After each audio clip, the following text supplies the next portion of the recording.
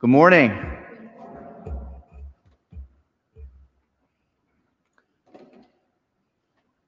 The sign of a healthy physical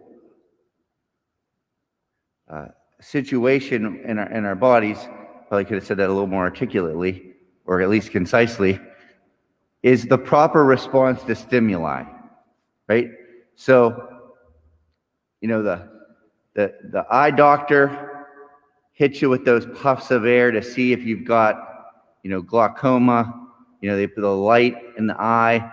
They hit you on the knee with a hammer, and you kick.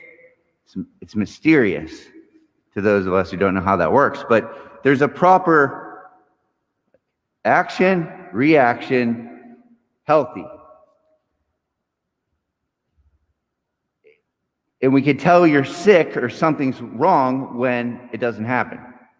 Now, this has a corresponding quality in our spiritual lives, in our lives, our depth lives.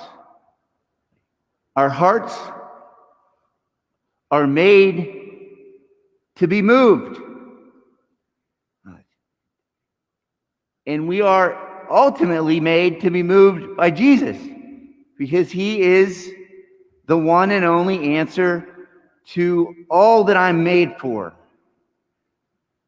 But so when I'm confronted with the vision, the life, the death, the resurrection, the words of Jesus, if I'm reactively defensive or offensive or dismissive,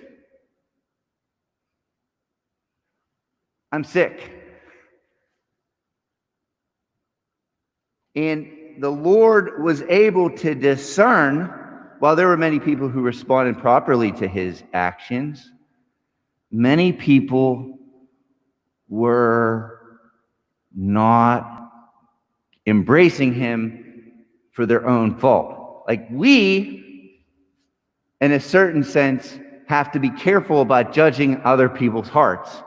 Very careful about it, because we don't know what's in them. He did and does. So as we continue these Advent days, as we look at our lives and how we're responding to this continuing invitation of the Lord to a deeper communion with him, is it filling us with dread and resistance, or is it firing us up, freshening us like that? You got to hear yet again the first psalm, the tree beside flowing waters. Its leaves never wither. How are our leaves, spiritually? Are they withering? If we sense those things in our hearts,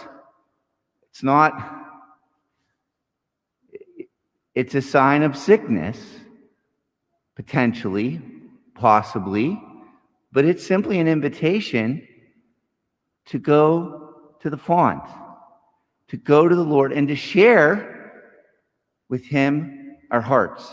Because we don't want to be like the people in that generation who aren't responding well to stimuli.